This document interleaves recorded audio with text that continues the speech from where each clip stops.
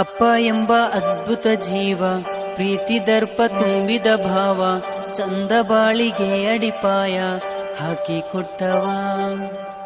ಅಪ್ಪನಂತೆ ಯಾರೂ ಇಲ್ಲ, ಆಜ್ಞೆ ಶಿಕ್ಷೆ ಜೊತೆ ವಾತ್ಸಲ್ಯ, ಹೆಜ್ಜೆ ಹೆಜ್ಜೆಗಳಿಗೂ ಧೈರ್ಯ ಹೇಳಿಕೊಟ್ಟವೋ ಅಪ್ಪಯ್ಯ. ಅಪ್ಪನೆಂದರೆ ರೋಮಾಂಚನ, ಏಳು ಬೀಳುಗಳಿಗೆ ಸ್ಪಂದನ, ನನ್ನ ನೆರಳಾಗಿರು ಗಗನ, ನಿತ್ಯ ಚೇತನ ಜೀವನ.